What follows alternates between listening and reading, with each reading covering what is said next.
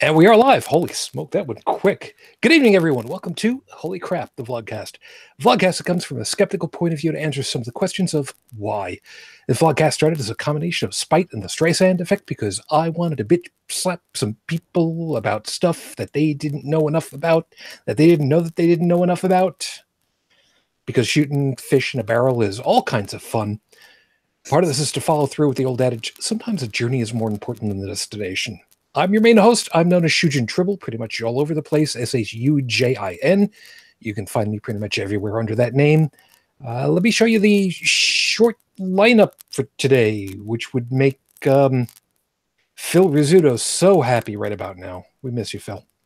No, not that much. Top left-hand corner of North America, outside of Calgary, inside of Calgary, around Calgary. You are in Calgary. I don't care where the hell you are. Good evening, Dallin. It's all a matter of perspective. Given where I live, a lot of people say I live outside of Calgary, but I am still within the city limits, only because they had to move the sign. Fair enough. And significantly outside of Calgary, from down here in the flat Midwest of the U.S. Good evening, Bridget. Good evening. I have no idea where the rest of the guys are at the moment. Well, no, that's not entirely true. By the way, yes, for those of you that didn't know, I'm outside of Buffalo. I'm also outside of a Buffalo, which is good. Groucho Marx would love that joke. Yes, outside of Buffalo, New York, because I never actually announced that, come to think of it. It's funny enough how that works. So some people get that joke. You're welcome, old-timers. So let me really quick fill you in on what I do know about for the rest of the lineup. Unread Tech is not feeling real good, so he decided that now's not a good time. Fine. Heretic Woman let me know that she feels like she's gargling sandpaper. Yeah, I'm assuming. concrete. Concrete. Yeah, that's what she said. I was significantly hoping that's what it was, as opposed to it's a pet name for somebody. So whatever. And as far as the rest of the guys are concerned, I don't know. So, you know, Joey may show up. Joseph may show up. Don't know. We will see. But it will be whatever. Over in the live chat, which, by the way, hi guys. Yeah, we got started almost on time. Stephanie, I did see your vote over there. Thank you. Sora, Felis, guys, hi. Nice to have you over there. And of course, if you are watching with us live at any time, please feel free to chime in on the live chat feature, which is on the screen. I don't care where it is for you. It's on the screen for you somewhere. I don't care. Quick pieces of news for you guys. Item number one, I did go ahead and post up a picture, and I did say what tonight's choices of beers are. And I will tell you, without giving it away so far, yeah, half of the beers are already gone. So some people get that joke. Some of you are going, no, don't do that. Sorry. Some people have been watching the movies recently. But because of a suggestion, we're going with the German, Jesus, I gotta remember how to pronounce it. Weichensteffener. Close enough. Weissensteffener. Yeah. Funny enough, I'm mostly Italian, so you know, German. Yeah, there's a drawn and quartered joke about speaking German for an Italian, so I don't know. At least my German is speaking on time. Again, people who know history are probably going to have a good smile at that. No, probably not. I don't know. Old timer or Alzheimer? Thanks, Felis. Thank you ever so much. Would you like to introduce yourself to the rest of the crew as Pot or Kettle? You're welcome. You know, I remember a bit that Richard Pryor did years ago. It would have to have been. Yes, I know. But the way he spoke, like his accent, if you will, he was able to come up with a joke called Sometimer's disease. Because the way he said Alzheimer's, it sounded like Alzheimer's. So he was actually able to make a distinction between the two. I wish I could remember what the joke was. But as far as I know, he's the only person I knew that could pull it off. Okay. It says something about accents. Yes, true enough. I actually miss him. Hey, Shujin. Yeah. let me guess, it smells like beer. Actually, yeah, but now to be fair, a number of the beers that I've been sampling over the weeks, and wow, it's hard for me to realize that it's been 6, 12, 15 beers so far. Wow, it's okay. Gee, that used to be a Saturday night for me. But every once in a while, there is one that does not out of the gate smell like it's beer. So take that for what it's worth. For instance, we were talking about the what was the pineapple? Yeah. Pineapple beer. You asked me about that. Yeah, it started off smelling of pineapple. This one right off the bat smells beer. Now that may or may not necessarily translate to tasting like, beer for me. So we will. I guess we will get to see. Oh, and Trippin is over there. Hi, you're late. Nice going. Whatever. But first sample.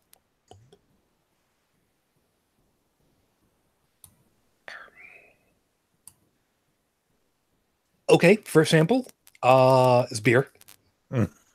Which no, I say that, but the problem of it is I say that because I don't have any real differentiation between various beers that I can remember. So I'll be honest. Like I do enjoy one of the things I love doing when I travel is finding like a local craft beer to try, to say that I've tried it. Now I should be keeping track on Untapped a little bit more, but that being said, more often than not for me, a beer tastes like beer. Like I'm not going to say, oh, it has subtle notes of maple or oak or some crap like that. I'm not going to give you that. But sometimes, actually, the way I look at it is bitterness. And that's why I took a huge step away from IPAs, because I was actually getting a little bit tired of the fist in your face bitterness that they are known for. Look, we're beer drinkers. We're not snobs. We don't have wine tasting where we go, smells a bit like macadamia nut. What kind of grape is a macadamia nut? No, that's not the way we do. Beer is beer, unless it's not beer. Yeah. Corona. No. Okay, Corona is dead skunk. I'm sorry. I have not, north of the Mexico border, I have not had a Corona that didn't taste skunky. In other words, having gone bad. Now, a lot of people say, oh, that's the charm of Corona. Bull, okay?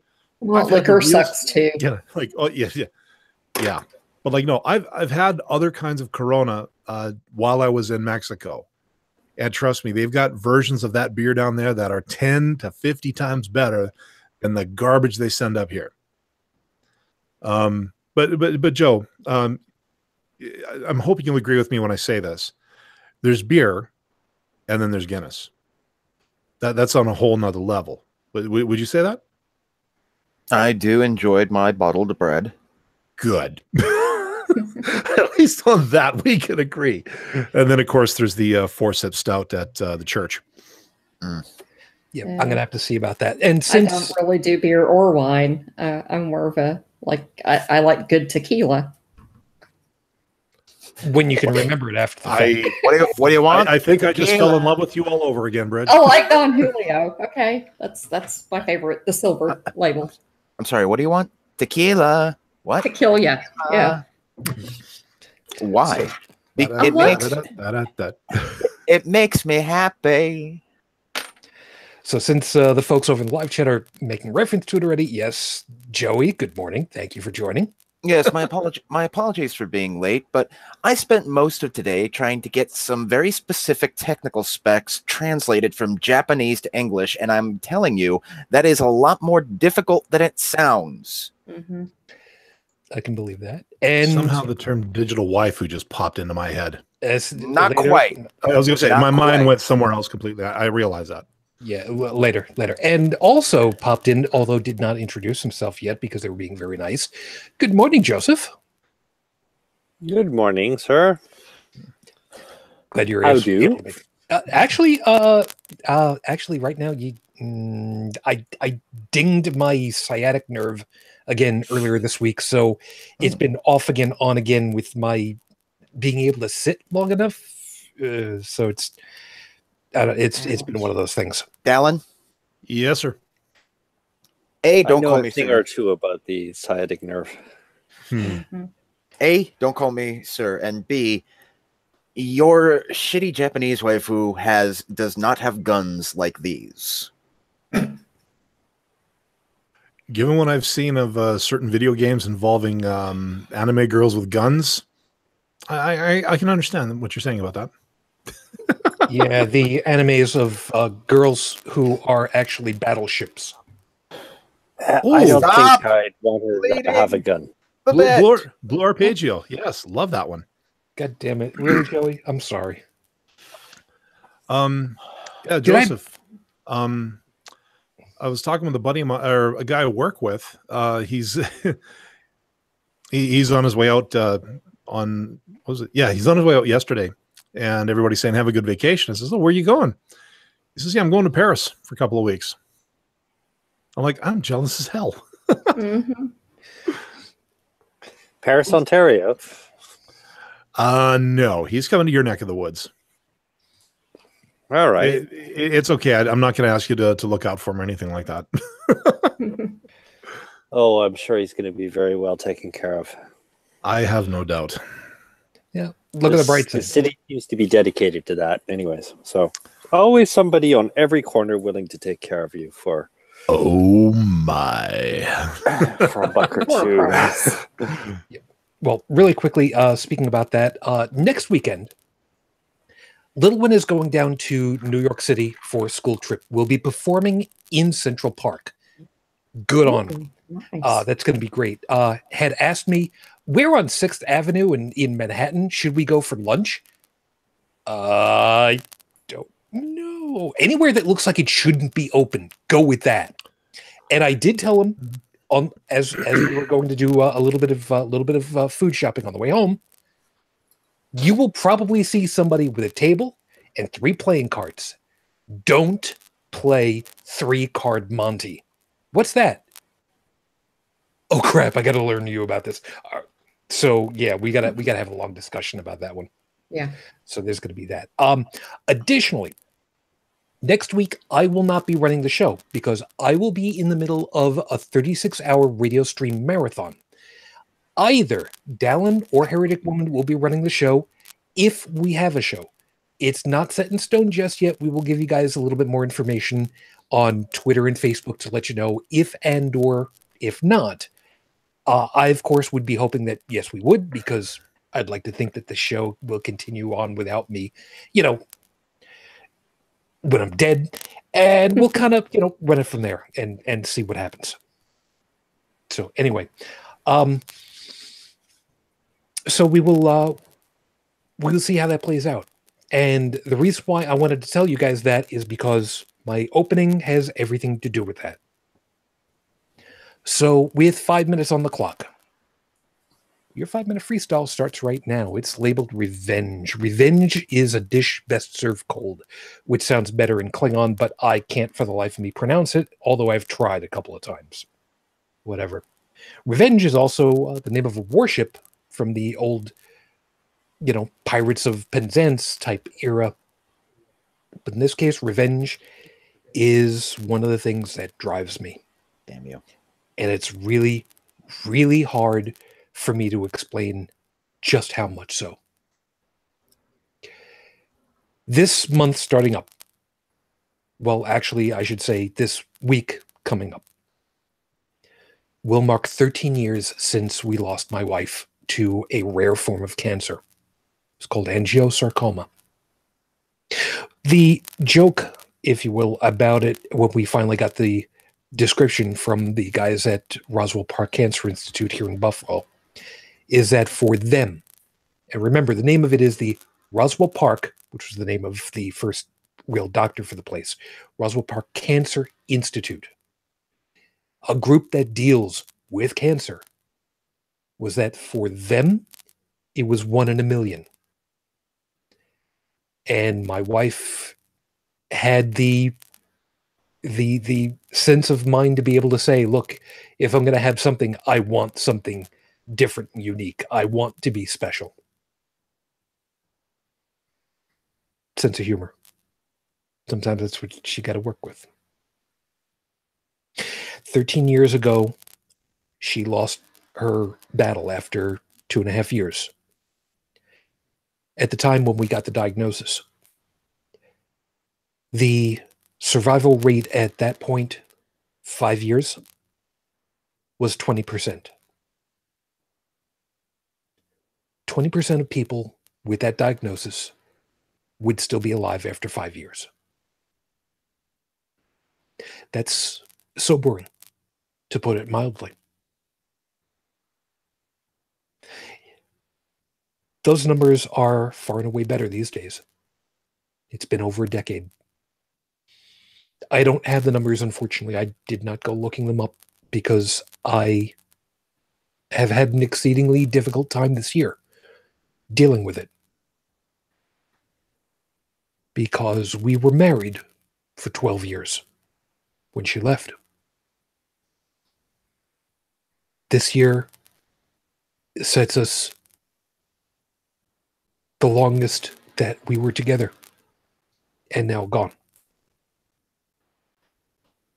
When we got together back in college, we didn't spend more than 4 months apart. Even if it was just for, a short weekend when I would drive from Long Island up to SUNY Fredonia, 8-hour drive, and then come back in a weekend because, crazy love. We were married for 12.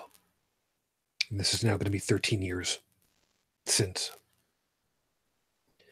And every once in a while I do make reference. I still wear her ring. Every day. It does not come off. It has not left me.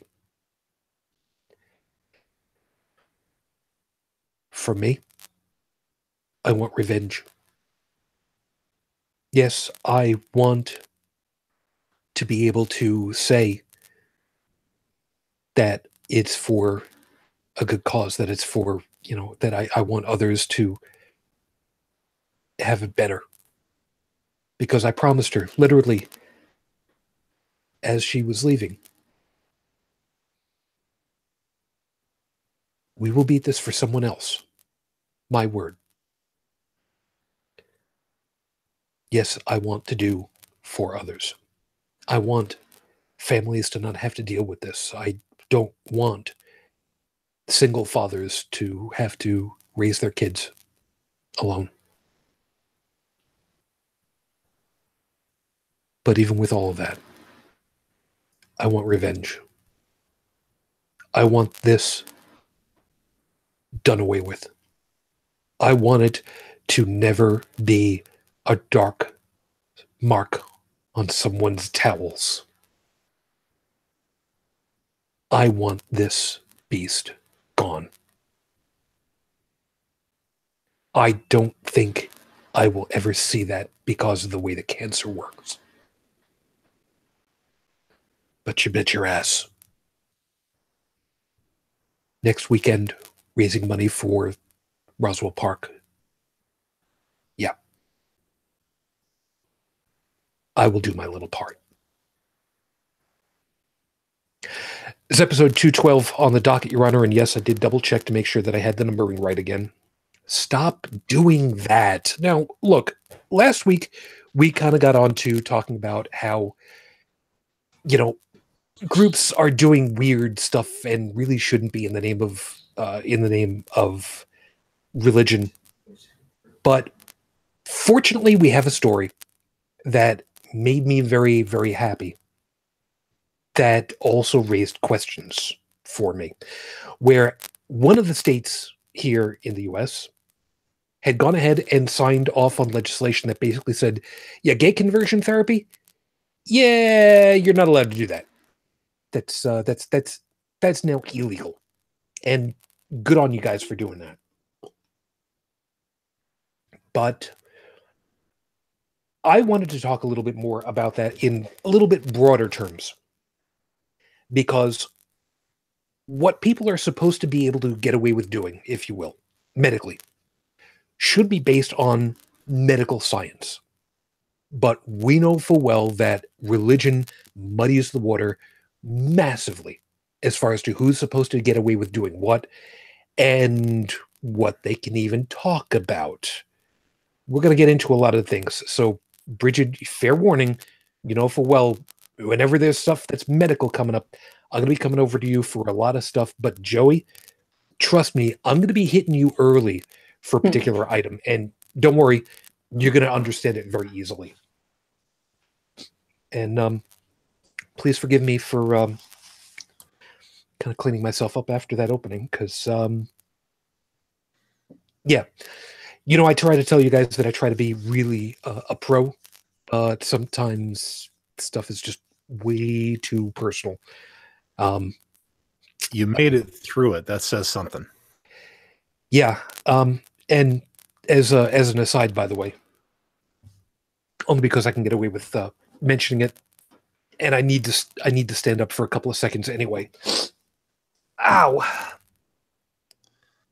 The only ink I've ever gotten was this on my arm, which actually says Shujin. I've had questions from people who read Chinese, because it's based on Chinese, who have said, well, that says man. Yes, admittedly, in Chinese it does. In Japanese, it's husband.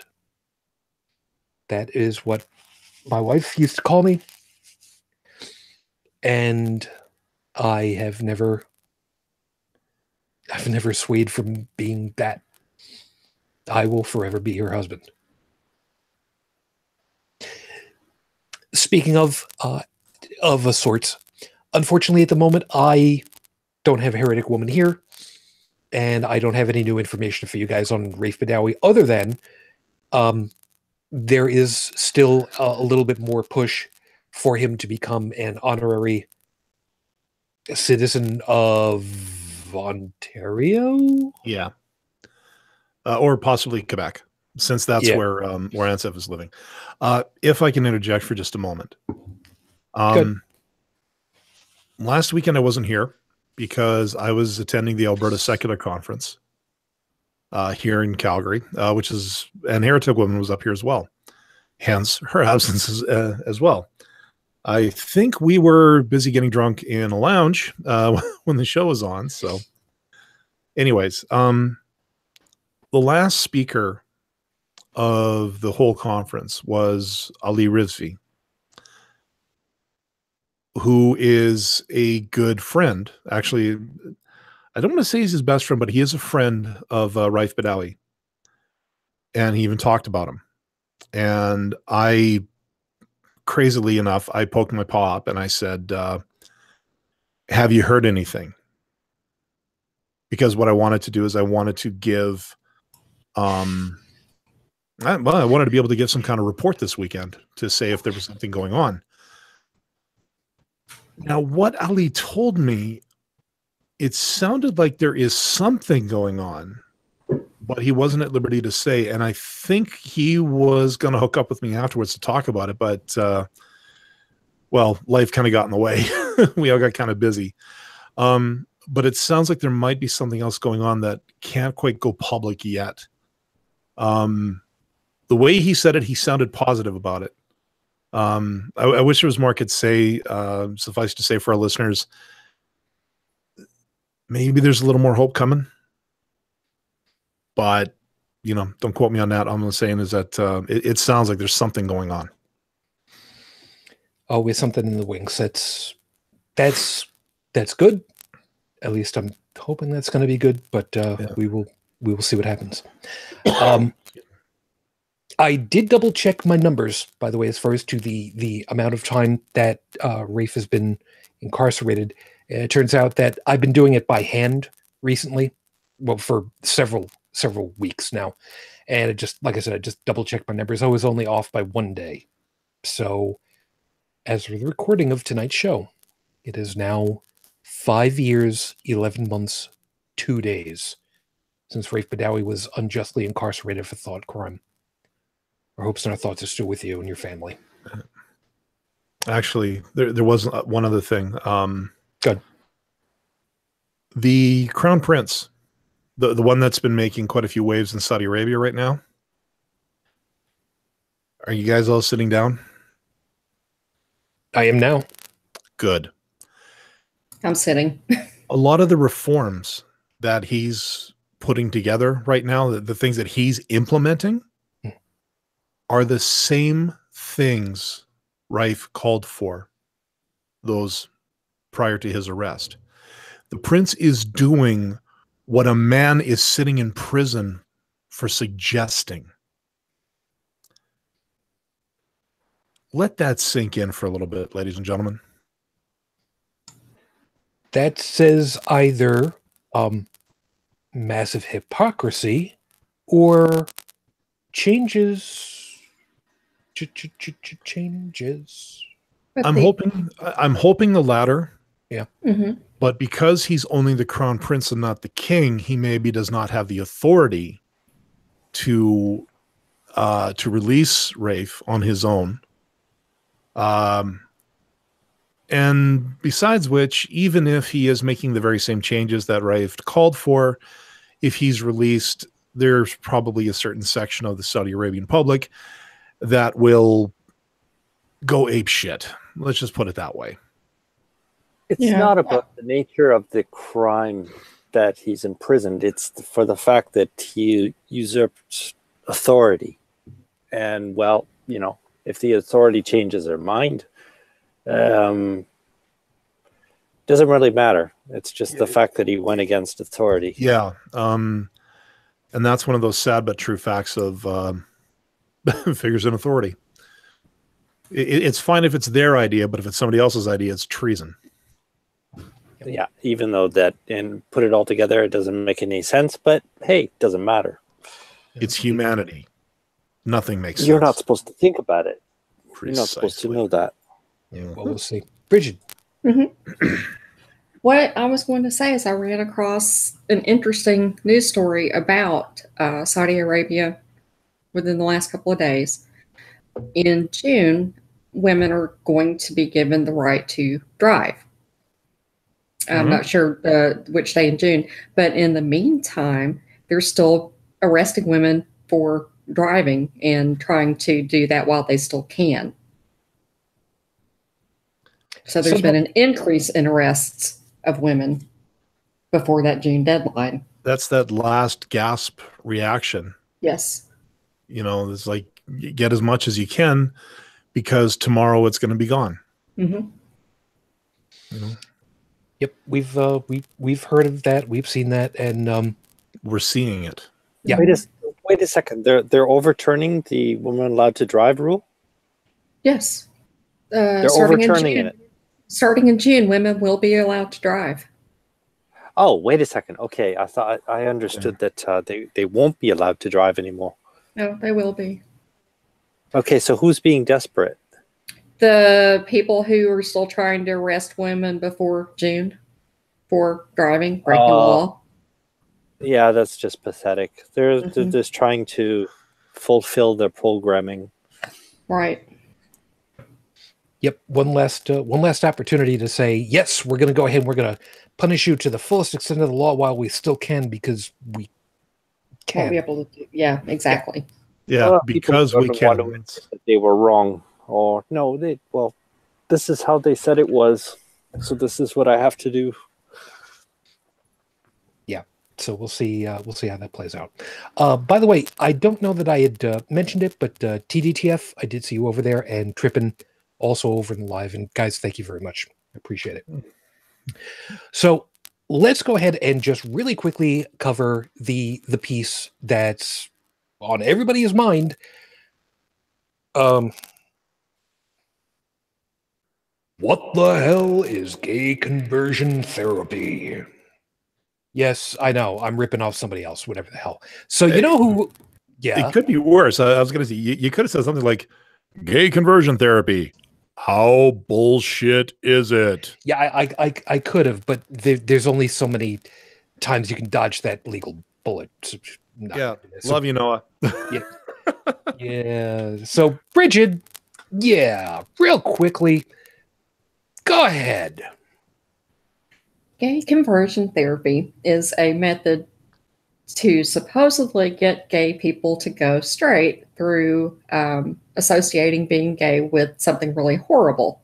It can involve torture, shocking, painful occurrence, hideous images, trying to break the person from being gay. If memory serves, I believe the term for it is negative reinforcement therapy, eh? Yes. And our wonderful VP, who used to be governor of Indiana, was a huge proponent of this. And he still is. Pence. Yep, Mike Pence. Yep. If memory serves, didn't he sign it into some kind of legislation or something like that? Yes, he did. It is in the process of being overturned, probably. A lot of the decisions he made for Indiana are being overturned, one at a time. Yep. But as of right now, there are only 11 states who outlaw conversion therapy. Yep. And for those of you that are keeping score, those states are the one that we're talking about in particular that caught my attention was Maryland. And thank you, Governor. Thank you very much.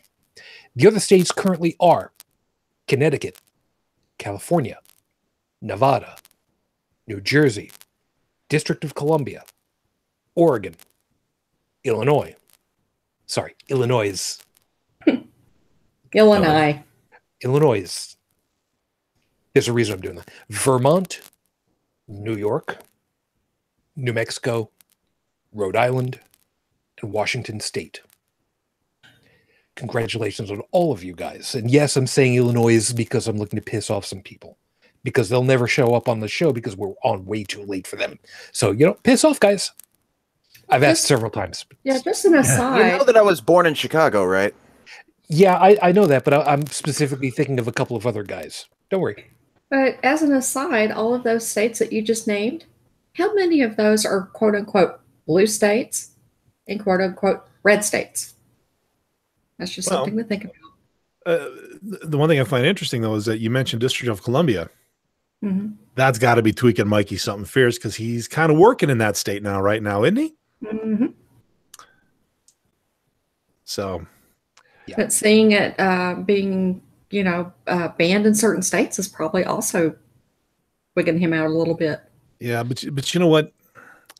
11 is there's still 30. There's still 39 too many. Mm-hmm. I mean, this is pseudoscience, okay? Right. This is marriage equality started out the same way too. Started with one state. Yeah, no, and that's fine. But I'm just saying, this is. I mean, this is psychological, like deprogramming. I've heard of. I mean, you see all the old spy movies where, the Manchurian Candidate, for instance, or something like that, where the person is basically programmed to be a certain person, but then deep down they have that sort of little bit of subliminal or whatever. I mean, that stuff only works in movies, and when medical associations say, you know what, this stuff doesn't work, well, I believe it works because God.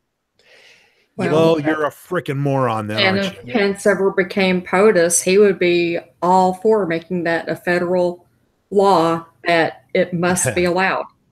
He would try to do that. If Pence ever became POTUS, well, he could. No, I know, but a statement I made a few months ago on this show would probably incite some people to do something about it, because I've heard it said people fear Pence more than they fear Trump, because Trump is a showboater.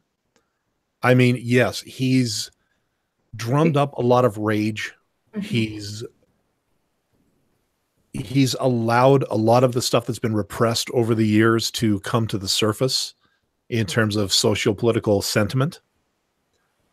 But for all the damage he's been alleged to have done, it's really been nothing more than a media circus.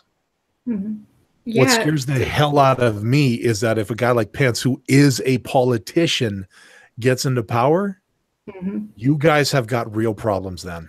Well, we do. And sorry to sidetrack.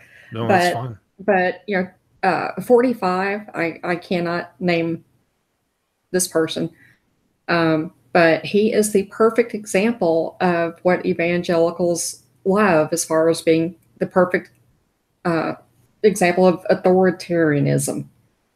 He thinks that just because he decrees something or wants something, that it automatically becomes law, and he gets frustrated that some of these things have a process. Yeah. But with people wanting not necessarily. Well, not necessarily everybody. Well, things have to be approved by Congress. He can't just make an executive decision that he's going to change blah, blah, blah and have it necessarily work. And it really infuriates him. But Pence is dangerous because if things are set up as a pseudo dictatorship and he's a true believer in a theocracy, he was perfectly positioned to step right up into that role. Yeah, I would dare and say that makes him very dangerous. Yeah, I would dare say the only thing, like when the Republicans took both houses and the White House, like I was worried because there are a lot of things that the Republican / ultra conservative right want to do that is a detriment to a lot of people. Mm-hmm. The fact that Trump is in charge is probably your guys' saving grace at this point, because he is a blathering dunderhead in terms of being a politician. Mm-hmm. Yeah, he's a marionette. But if Pence got in there, he is. He's a ventriloquist dummy who unfortunately has a voice of his own, because I mean, ever since Reagan was really the first, for me, was the first quote unquote figurehead they put in place. Yeah. But the genius of whoever put that Trump-Pence duo together, because it wasn't Trump's doing. Mm-hmm. It couldn't have been. It wasn't. If Trump fails, well, we have a backup plan. Yeah, but the backup plan is a dyed-in-the-wool politician who would know how to get stuff done, especially having control of the other two houses. Mm-hmm. Yeah, he's the one to fear. And also he's also blackmail against if you do something to Trump, well, you're going to have this. He's a safeguard. Yep. Okay. Let me go ahead and nix this really quickly at this point, because we got a couple of things that we need to get over into. I've said it before. I will continue to say it. 45 is chaotic evil. Mm-hmm. Pence is lawful evil. Mm-hmm. Given the choice, I will go after lawful evil any day of the week, because there are laws that have to be followed. When all is said and done, I still believe that he would follow the law, even if it's to his. He will use every swindly methodology to his advantage. There is still, when all is said and done, the process. I believe in the process. They're trying to change the process. So once the process is changed, then I understand that, but that's an uphill battle. Kind of makes the lawful part of it meaningless. Well, but for now, there's a judicial system that says, wait a minute, you can't do this because it's unconstitutional.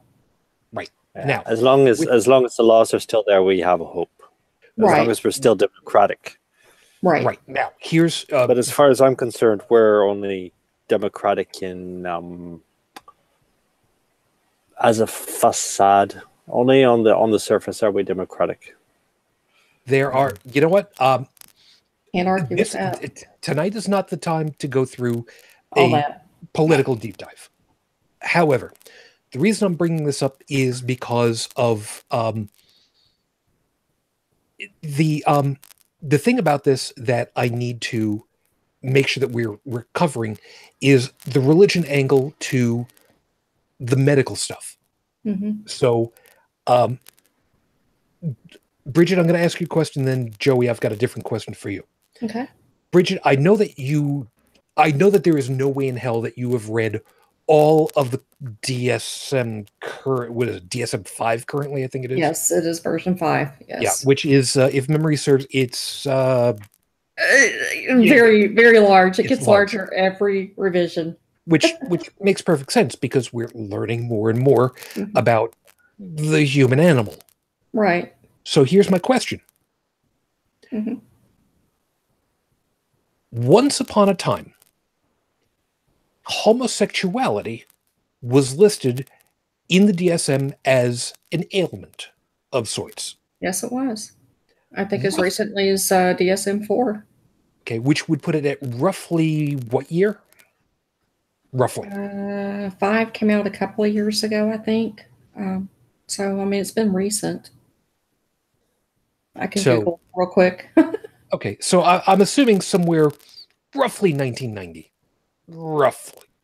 And they do maintain, that version for, a decade or more. I mean, they do the same thing with the ICD, International Classification of Diseases. That might get updated every 15 years. Okay. So the question becomes, the idea of using any treatment for something would typically be listed in the DSM. It's a listing of all of the ailments that have been cataloged and theoretically all the treatments that go along with them. I mean, that's what it's basically for, right? Well, it's to help categorize certain things. Part of it is for insurance reimbursement. Part of it is a description of something to categorize it and break it down as far as like whether it's a psychological problem, if it's a social problem, if it's a somatic problem, if it's I don't know how else to explain it. No, that's fine. But they all have certain criteria that have to be met in order for a diagnosis. And an example of that would be post-traumatic stress disorder. That also got recently updated to where instead of, seeing something vicariously on TV or Twitter, that it has to actually have happened to you. That is the new definition. Okay. So, again, defining these various ailments also, I would assume, would define the various expected treatments to go along with them. Mm-hmm. Okay. So that in mind, to the best of your recollection, and admittedly, you, like I said, you would not have read the whole goddamn thing cover to cover. I mean, nobody has read the whole damn thing cover to cover, even including those that have contributed to it. Mm-hmm. To the best of your recollection, gay conversion therapy, again, best of your recollection, is or is not listed as a viable treatment in DSM? No, it's not. Okay. Now, I know full well that there are going to be some people who are going to go, well, no, wait a minute. Didn't we have electroshock therapy listed? That would be a yes, I would assume, at some point. But that was for like temporal lobe epilepsy. It was used in the infancy for treating people who were clinically insane, but not for being gay or having gender dysphoria or any of these other problems that were classified as illnesses and aren't really an illness now based on what we know. Okay. There was also an accepted medical practice of basically, how can I best word this? Going through the nose and removing pieces of brain. Yeah, lobotomies. This was an accepted medical practice for a while. Mm-hmm. For all sorts of things. Once upon a time, there was also a diagnosis, though I don't believe at the time DSM existed, for something that had to do with I believe the term that was medically used at the time was hysteria. Yes, and it was usually attributed to women because of their female pelvic organs. And if memory serves, it was because of them that we have things called... No, wait, don't tell me. Don't tell me. It was vibrators. Yeah. That doctors would use on their patients. And induce orgasms, which cured hysteria, which amazing how that works. Well, these days we just call it stress relief. Yeah, well, yeah, but Victorians had certain sensibilities, you know. Sensibilities. I don't know if I'd call it that, Well, but they did. yeah, but potato. You know, sensibilities, stupid ways of looking at things, or should I say, willfully ignorant ways of looking at things. well, all right. Let's face it. Willfully ignorant, at some point, eventually, sure. But as Bridget had said, in the infancy of treatments for some of these, which date back quite a ways, there were a lot of times where just didn't realize the implications of what was being done. Yeah, but this actually kind of ties into what we're talking about tonight. The second you say, the Victorian era, the first thing that comes to mind is, there was like certain ways to walk, certain ways to dress, certain ways to eat, certain ways to speak, certain ways to wave your fan, which you kind of needed to do to desperately circulate air because, the thing around the midriff was killing you. I have to wonder, these sensibilities, as you say, I wonder how much they actually impeded the ability for physicians to find out what they needed to do in order to treat, say, a particular illness. A lot. Yeah, exactly. And so that kind of ties through to religion these days, as in, you can't do that because God says you can't. I think about Catholic hospitals. Well, okay, now you're going to boyardee too much ahead. Sorry. Because there's a piece that I need to get to.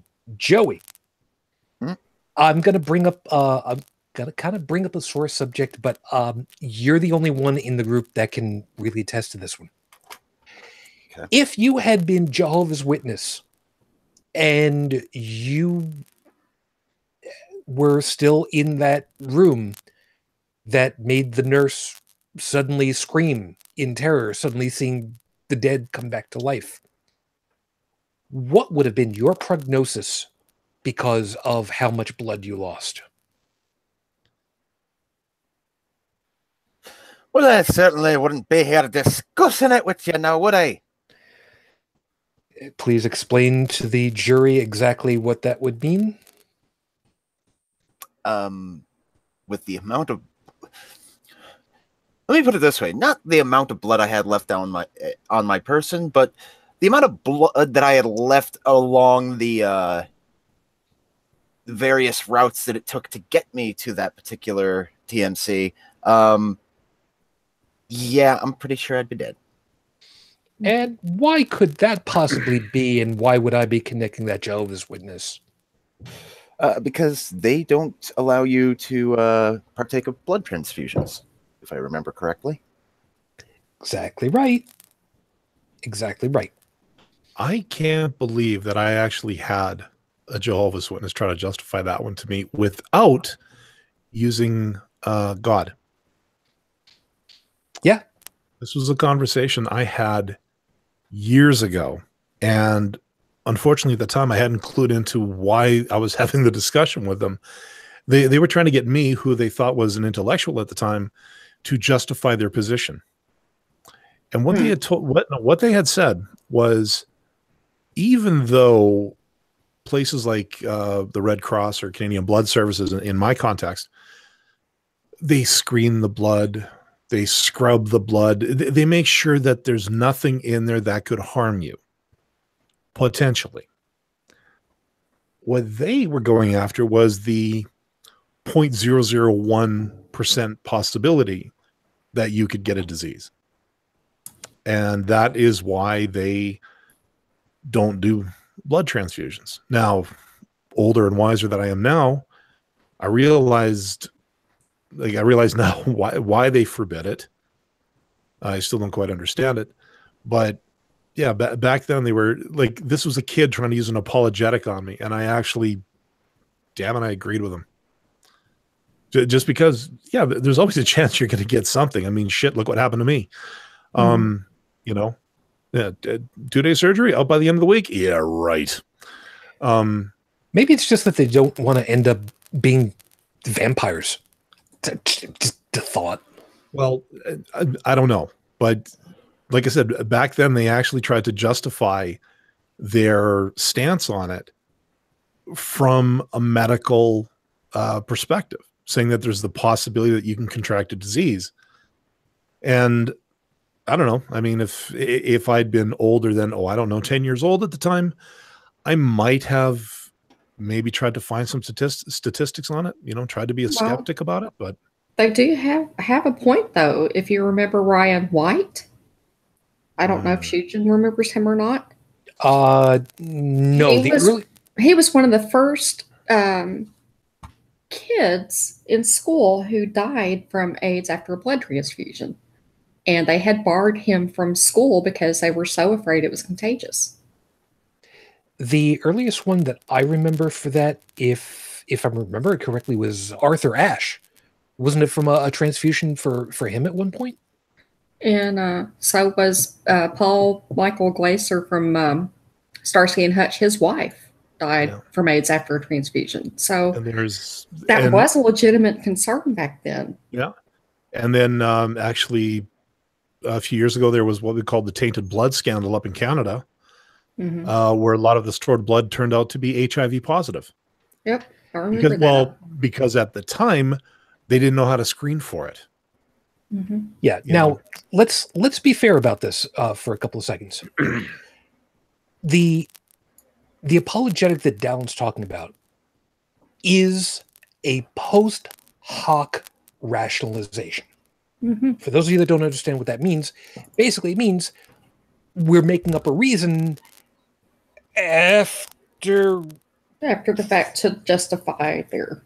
Exactly. I mean, we were right because this happened after the fact. Now, the funny part of it is, by the way, part of the reason why I'm able to get away with a lot of the stuff that I get away with in my personal life is because I'm really good at figuring out the post hocs.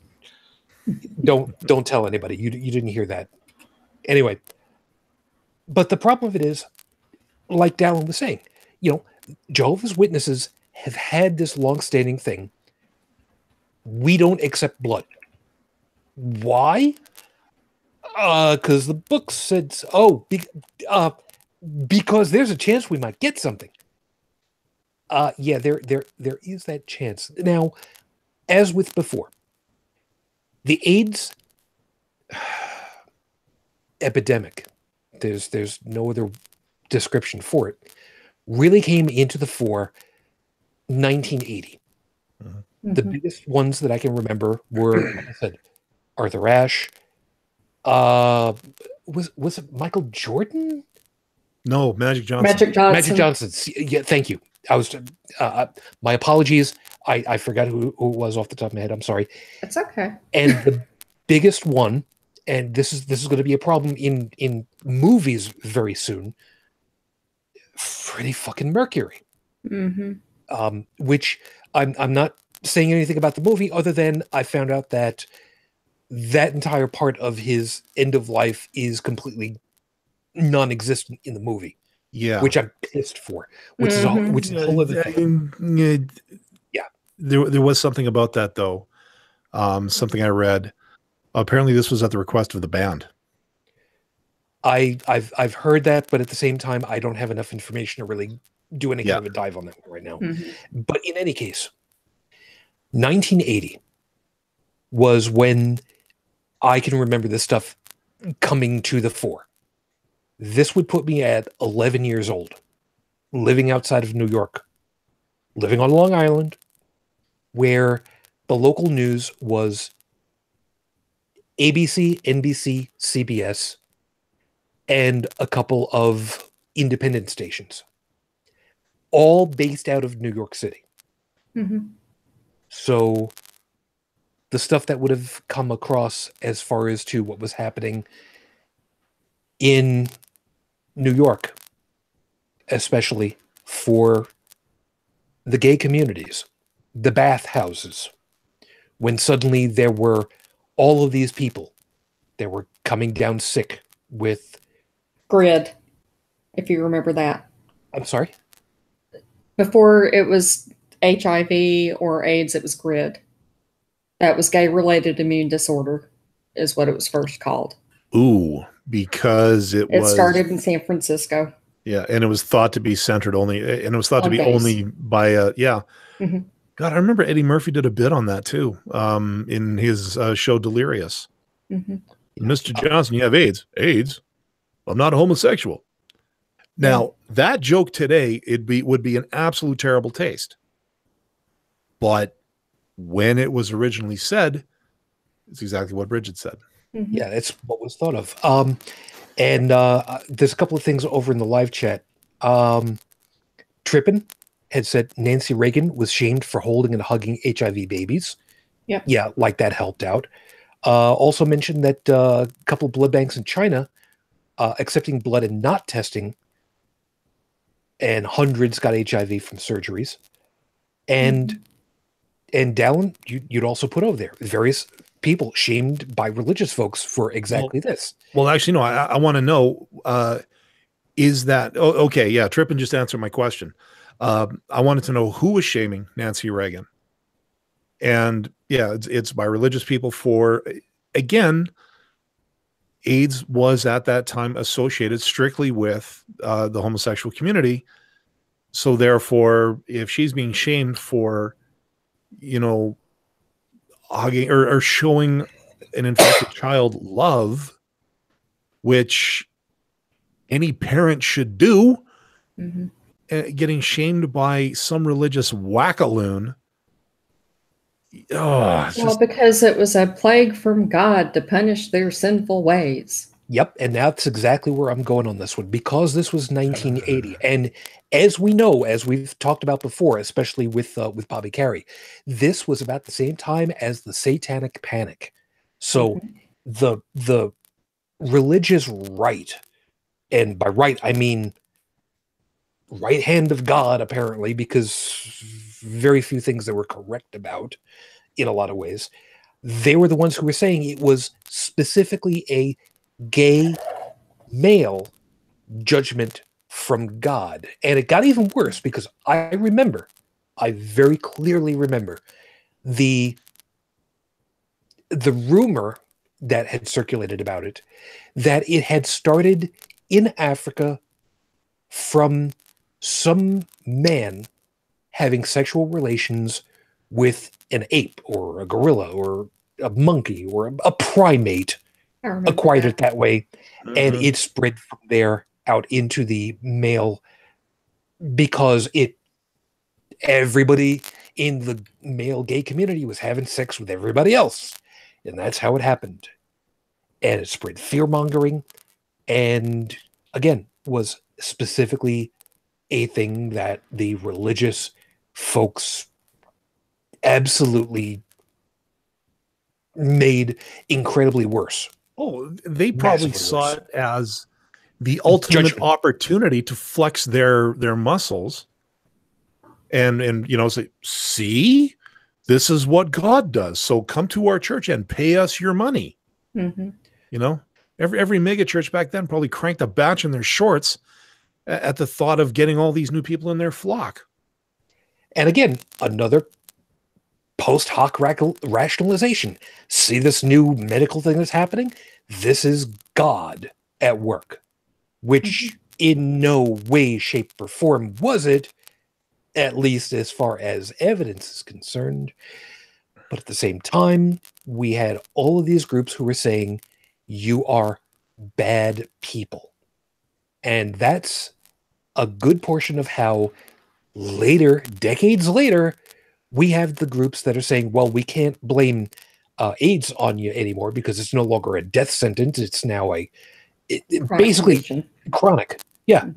Which can be managed. And reminding you that 1980 until now, 30 years later, 40 years later, thank you, medical science, for no longer having it be a death sentence. I don't normally say it this way, but my God, how wonderful to know that this could happen. Oh, I know the one Tripp is talking about. It's Which talking one about a few years ago before Obama's second election. Some guy was caught in the California airport bathroom. That's the tapper guy. The foot tap code guy. Or was that the wide stance one? You know what? It doesn't matter because eventually it's all of them. Yeah. But in any case. Yeah, it's utterly amazing how these people, these especially religious icons, they decry the certain lifestyles, they decry homosexuality as a bad thing, and you're a bad person for it, and they are just as guilty of it, of having the same proclivities as the people that they're decrying. I mean, this is. But the thing, and it keeps going. That's the part I don't get. Like you have a Catholic priest saying, well, homosexuality is bad. What the hell were you doing with those choir boys, buddy? You're doing exactly the same goddamn thing. So don't sit there and preach to me about the evils of homosexuality when you are worse a degenerate than those people. And those people are not degenerates at all. They're just people trying to live their lives and trying to actually love people, which is a good thing because love is a good thing. And trying to be true to yourself is also the good thing. Sorry, It's okay. After what I listened to last weekend at the conference about some things and just a lot of other things that have just been creeping up, it just honestly. I didn't have a lot of respect for Catholics before. I have even less considering what happened just a couple of weeks ago, which was a huge focal point of the conference I went to last weekend.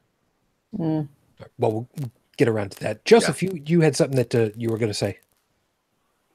Oh, it's just actually repeating myself. Once again, we get the situation where it's not the message that the message itself is not important. It's where it's coming from. So, as long as it's coming from a voice of authority, that's all that's important. So do as I say. Sorry. Yeah, that's it. Yeah, that's exactly it. Do as I say, not as I do. Yeah, but even that is lost on people who are, sorry to put it this way, but dumb enough to obey him. As long as he's in a position where he can make pronouncements like that, that's all that matters. My middle fingers aren't big enough to display my outrage at this. Yeah, and we know well, it's not so much that people are dumb or stupid on this angle. It's like I've said on so many times. Programmed. Well, I was going to say, people were just taught wrong. Yeah, well, they're not like that by their own choice. I mean, that's the thing, because that's what we have to remember when we're dealing with theists, is that, ridiculizing. I'm losing my English. Wow, but just making fun of them is just it's kind of pointless when you consider that they're not like that by choice. Like, who would be like that by choice? Yeah, I know that in my case, I ran into a problem with this with my family. One of my aunts was in hospice a few years ago. And nurse up there. You finally get your chance to throw this one in. It's about time. I do. And so one of the nurses there apparently had an issue doing her job. The doctor had prescribed morphine every 4 hours as needed. She was in a lot of pain and obviously having a hard time breathing. And so this nurse refused to administer the morphine because it might depress her breathing and have her die. Okay. Well, no, wait a minute. Before you go past that point, to be fair, there was that concern for my wife also near the end, because the pain was so bad, exceptional. I will not go into the reasons for it, but one of the concerns that they had was the possibility of becoming addicted to morphine, which one of the nurses, I believe might have been the head nurse, had even gone ahead and said,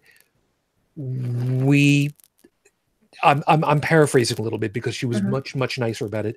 We're not going to have to worry about that because we probably won't end up with that amount of time necessary. Right. which, unfortunately at the time. But anyway, But that is a real problem. So yeah, that Go is. ahead. But this nurse, I took her outside and very, quietly asked her, "Why are you not following the doctor's orders?" And she said, "It's against my religious beliefs." And I was like, "Whoa, whoa, whoa, whoa! Stop the bus! Hold on, back up." And so I told her, "If this is against your religious beliefs, either do your job or you find someone who will come up and do their job. And if you have a religious ethical dilemma here working on a hospice floor, you need to go find another area to work in." Yep. Now there's a piece for that I want to kind of jump along into. Back for you, Joe. You lost a lot of blood. You probably would not be here, like you said, otherwise, had you not gotten some more, because, well, let's face it, you were in a bad way is probably the nicest way of putting it, right? Fair enough. If you had a doctor and or nurse who, for whatever ethical reason, based on a religion, did not believe in transfusion or giving blood, not transfusion, infusion. That's the right term for it. I have to remind myself every once in a while. Transfusion is trading it out. Infusion is pumping the shit in. Mhm. If there was somebody who did not want to do with blood, period, you still would not be here. Yes, thankfully, though, the military does take that into account. In combat situations like that, you don't really get to refuse service. Yeah. There's something that came into my head about all this. I'll save it for a little bit later. Somebody remind me about dried blood. Remind me about that before you get clear, because I want to tell you about that, because it's a really important thing. Trust me, it's worth it for later. But from the military standpoint, the military does have a good point on that, because if you are a GI, if you're enlisted, an officer, what have you, on active duty, you are considered government property. So they have that right to do what is necessary. I've said this before, and it doesn't sit with a lot of people very well. But when you sign that second part of your contract, when you're at MEPS and you're officially going into the military, it's more or less a waiver of your constitutional rights. Mm-hmm. What is MIPS? Military Entry Processing Station. Okay, you said that I, for the life of me, had no idea what that was. When you're signing up for the military, you have your Part A contract, which is just, making an agreement with the military as to what you want to do, what's going to go on as far as your training and whatnot goes. Like, for example, what MOS you're going to be. And that's what you sign when you're speaking to your recruiter and such. And then you go through the process of, whatever you're going to do before actually going in. For some people, they still have like a year or so of high school left, or they want to come in at a higher rank. So they want to complete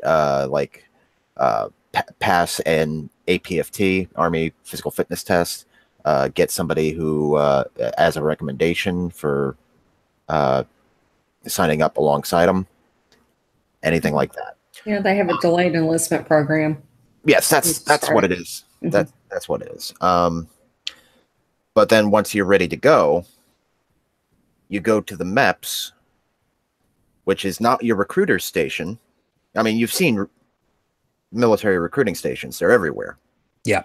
MEPS are typically in very specific locations. For example, the one here in Pittsburgh is down at the Federal Building.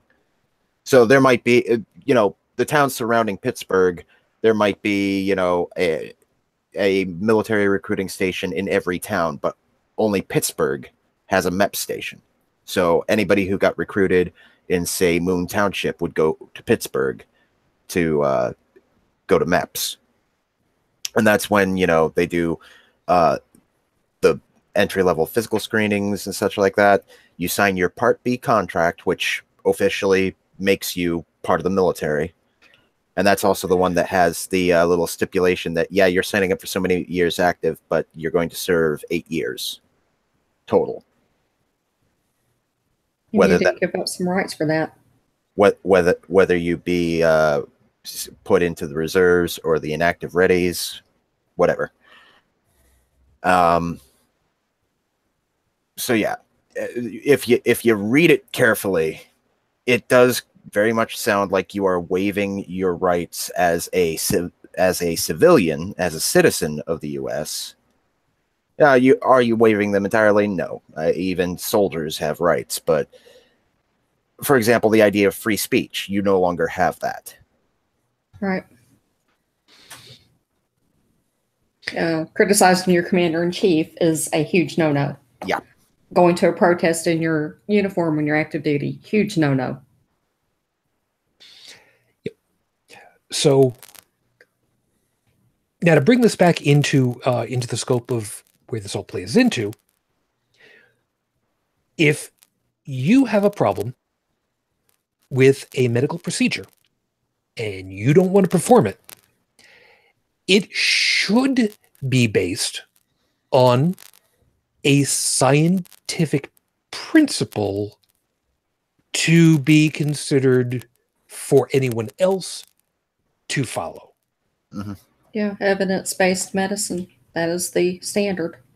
Yeah. When you are a doctor or nurse in the military, be you enlisted or officer, if you're given a service member to work on, it's considered a lawful order. Yep, which makes perfect sense. Even though the picture is apocryphal, there is a picture that's made the circulations of apparently a Klansman who got wheeled into an OR, and the entire OR was people who were dark-skinned, black, brown. Like I said, this picture has made the rounds. I know full well that it's apocryphal, but the idea that in a civilian setting, this could be the case, sure, perfectly reasonable. Mm-hmm. It could be that it was a complete OR of women of color. And that has no bearing whatsoever on the level of care that you should get. Correct. I mean, now I liken that to what Ruth Bader Ginsburg had said once upon a time ago, when somebody had asked her, what she would love to see, and she said the Supreme Court comprised entirely of women, and she defended it by saying, well, we've had Supreme Courts that were made entirely of men. What's the diff? Why can't there be people of color, women, entire groups that are handling whatever? It wouldn't make any kind of a difference. But yet we end up with the medical side where we have entire factions. You know what? Screw it. I'm not even gonna pull punches. We have the goddamn Catholic Church who have hospitals, not just wings of hospitals, not just churches in hospitals, entire hospitals, and medical insurance groups who are dictating medical choices because they have the money. Mm-hmm. This is where the whole thing comes out, because I, as an ex-Roman Catholic, I will state unequivocally, and I sure as hell hope that I pronounced that properly, I cannot stand the idea that any religious organization will use their ideological dogma to dictate the medical responses or medical treatments for anyone based entirely on their ideologies. Because that's how you end up with women in, where was she? Ireland? Dying of sepsis? Yeah, it was a doctor. For whatever reason, if you're not sure what I'm referring to, it was a young doctor in her 20s, early 30s, I believe it was, who was going to have a child, and the pregnancy went wrong, is the nicest way that I can describe it. And she needed an abortion in Ireland, who had outlawed abortion. And she knew what was happening to her. And she, if I remember correctly, she was disallowed from travel for that reason. I mean, she was actually banned from travel for that reason by Ireland. And a fetus that was already dead, that would not have had any chance of survival, was the cause of a viable person ending up dead. She was 14 weeks pregnant, if I remember. And it was dying. And she died for no good goddamn reason. And a number of states here in the U.S. have pushed for earlier and earlier and earlier bans on abortion for no other reason other than religious belief. The most recent of which was, I forget which state it was, and it doesn't really much matter, the one where they called it the heartbeat bill. Because as soon as you can register a heartbeat, it's a viable human and must be not terminated, except for very specific circumstances, which put it at 6 weeks. Generally speaking, it is roughly 4 weeks between menstruation cycles. Sometimes a week can go long, which then means that you're at 5 weeks. Roughly. They know full well that this one's going to go to the courts. They know full well it's going to go to the courts, and they're going to waste tens of thousands of dollars trying to say, well, this is perfectly viable. Pardon the term. But this is one of the problems that we end up with. And I've just realized that I've been talking way too much about this and setting up anybody to take over, and I need to just shut the hell up because I'm getting really annoyed with this whole damn thing. Well, and people associate Washington State as a blue state, at least the western part of the state, not the eastern part of the state. And in King County, which is where Seattle is located, Seattle is very, very quote unquote blue. And as of a couple of years ago, over 50% of their hospital beds were owned by Catholic hospitals, Catholic medical systems. That number is expected to go up as more acquisitions happen. Jeez. They were predicting that 90% of the beds in Seattle would be run by Catholic systems. So that would practically outlaw all abortion in Seattle. Actually, in King County, which is one of the most populous counties in Washington State. Well, that sounds a lot like what Pence tried to do in Indiana. Like, yes, abortion's illegal, Roe v. Wade and all that stuff. But they can make it so that it is so difficult for someone to get one that it may as well be illegal. That's what Mississippi Mississippi did. They're gaming the system in such a way. And, it's funny, Shishin, you were talking about medical treatments based on religious practice. And it reminded me of something that I learned in a history class years ago. And I've talked about this before, and I went and I found the source of it. It was a story of a Muslim doctor. Let's see. Yeah, it's the a Muslim prince had sent a doctor to a Frankish neighbor. So I guess in French. Let's see. The quote is, "They brought before me," he said, "a knight whose leg in abscess had grown, and a woman inflicted with imbecility." Now, the way I remember these two is that, the knight had an abscess in his leg, and the woman was very sick. This is what my history teacher taught me or history professor, I should say. This is university, taught me. So this Muslim doctor, he applied a poultice to the abscess. Like, basically, he lanced the boil, drained it, and everything was fine. He packed it with clay to draw the crap out, as medieval medicine would. Okay. To the woman, he determined that she had an allergy to garlic, which she'd been eating a lot of.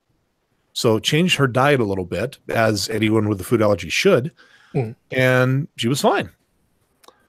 Well, then a Christian doctor came in and claimed that this Muslim guy knew nothing about how to do medicine.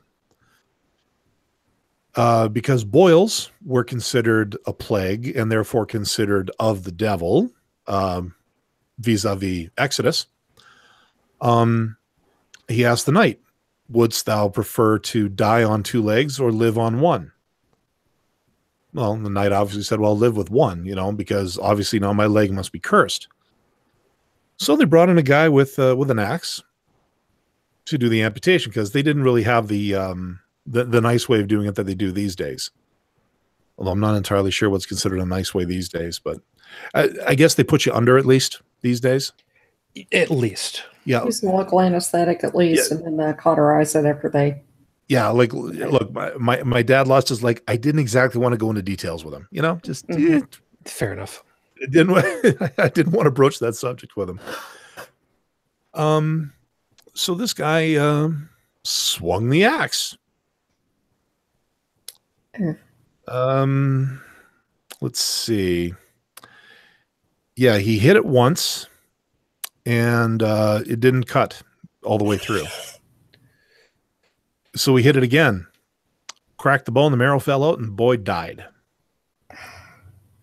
Now, to the woman, apparently she had been possessed by a demon, which was why she was acting with quote-unquote imbecility. So instead of,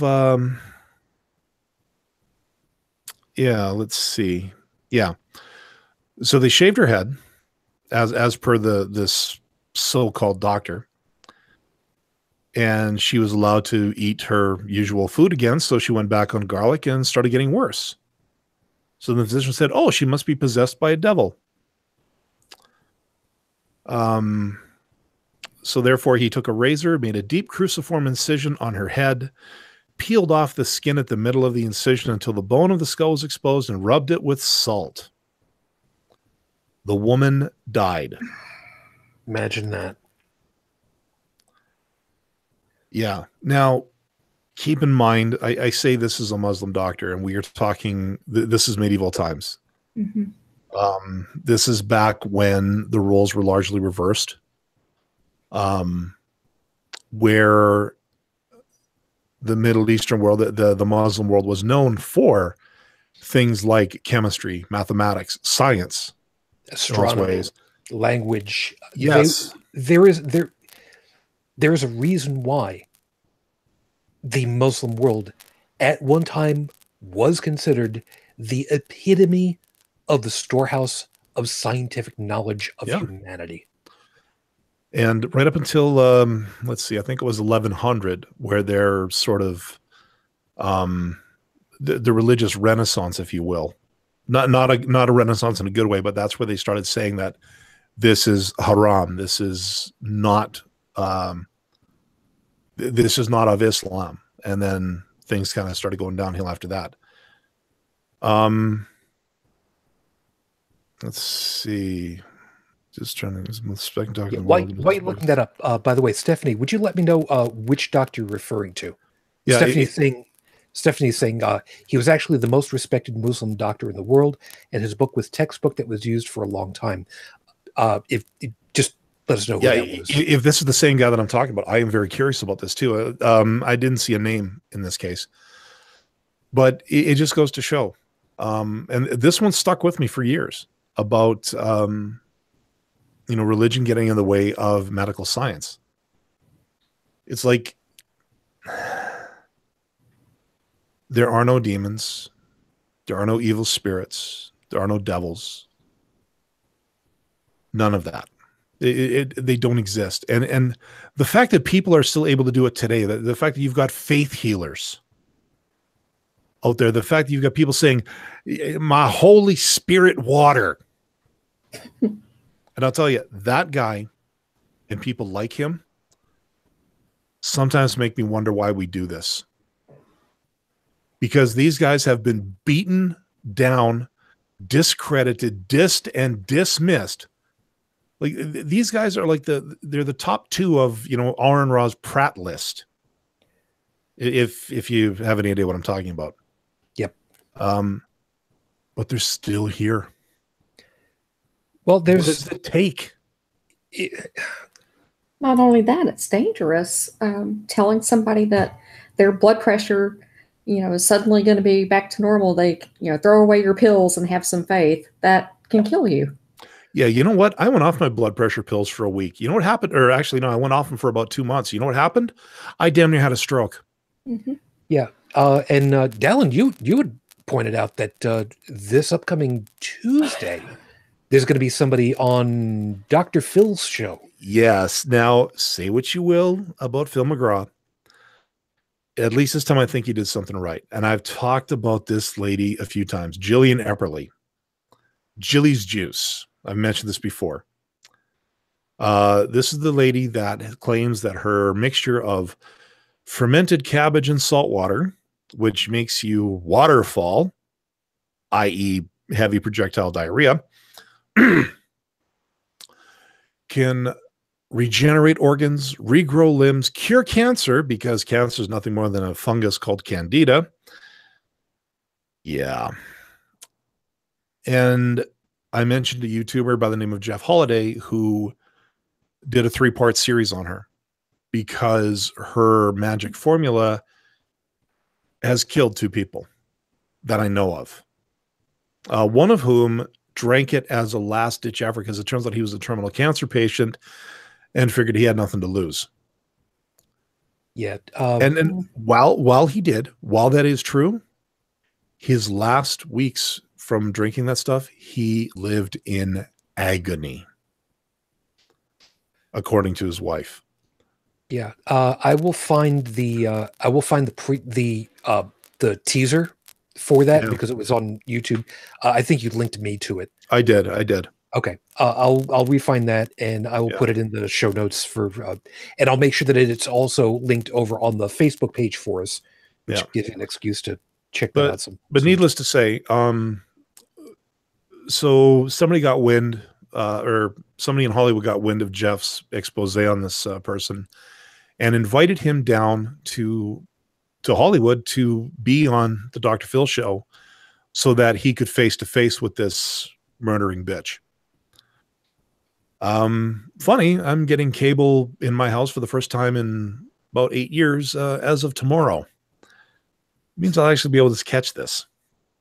And from what I saw in the teaser, it looks like he actually did manage to get in her face about this. So, but the thing that bothers me is people like Jeff, people like James Randi, all of us who have constantly debunked, contested, proven beyond a shadow of a doubt that a lot of this stuff is exactly what we know it to be, which is bullshit. It's still there. And that bothers me. And like Bridget said, Catholic hospitals are now going to be 90% of the beds in Seattle which is supposed to be, I would have thought, one of the more rational places around. Definitely a lot more liberal. Well, I guess what that goes to show is that religion doesn't give a damn what side of the fence you're on. Right. It gets in there no matter what. I disagree, and here's a piece that's gonna be really, really freaking annoying because I still want to get both Joes in for a piece of this all. And really quickly, Bridget, only because this falls into your wheelhouse. Mm-hmm. I think a lot more of it has got to do with money.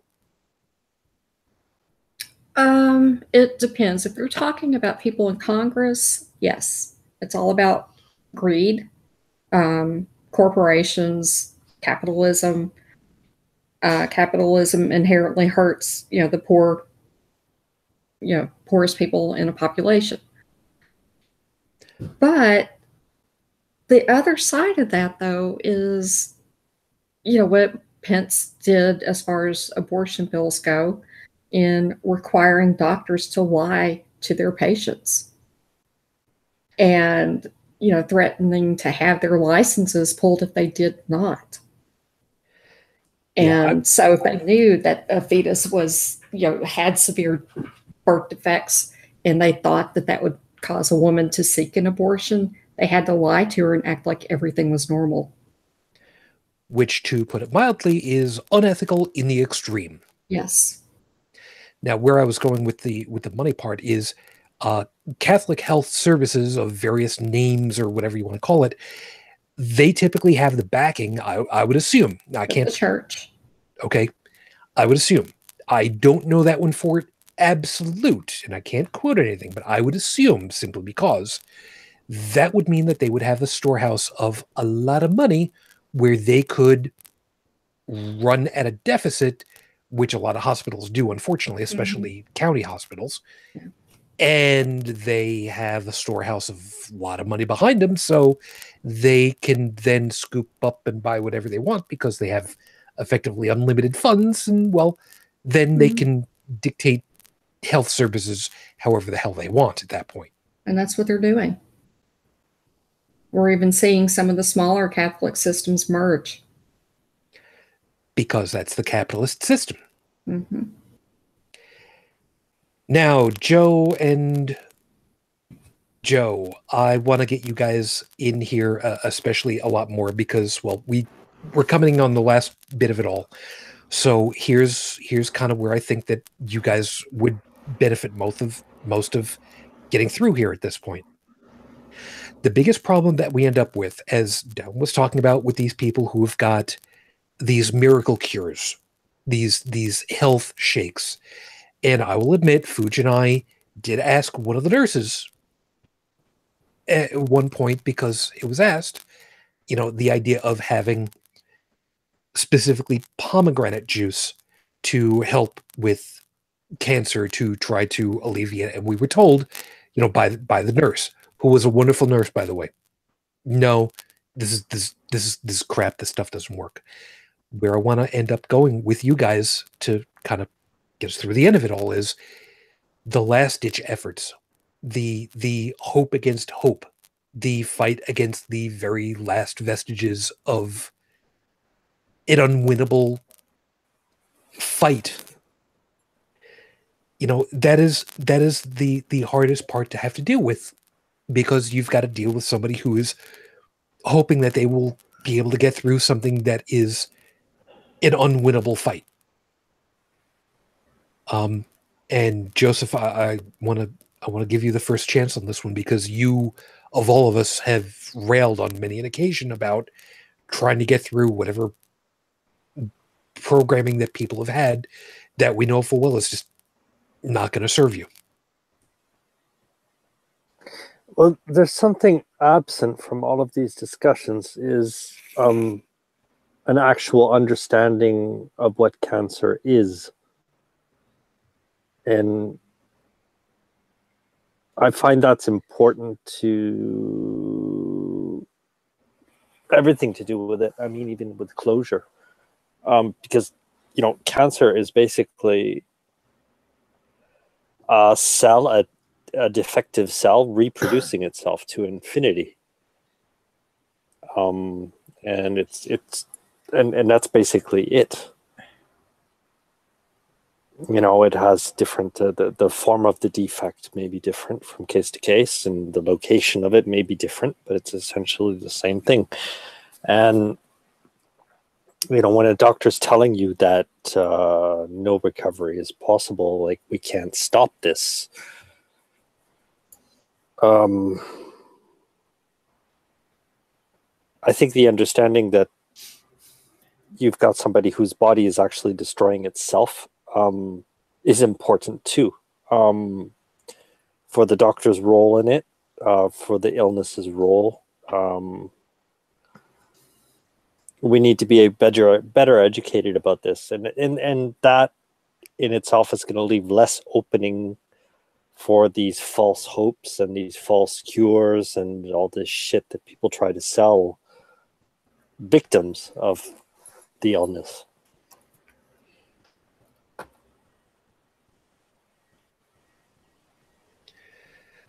Joe, I mean, we know for well that a lot more of your knowledge is in military history and you know, knowing tactics and whatnot, but you put it into the terms of having to deal with an unwinnable battle that you can't get away from because you're too heavily invested. It's not too different than dealing with, you know, end of life medical. Well, you're right. It's a Kobayashi Maru, whichever way you look at it. Thank you ever so much for that one. I don't know if I should be ready to hurt you or be grateful for that one. But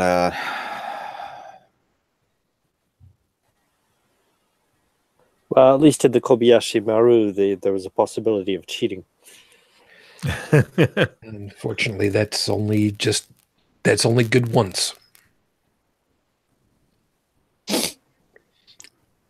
as far as I'm trying to think of a nice, proper, intellectual term for all this. But God, we're at the end of the damn show. Plain and simple. As far as the quacks go, close enough.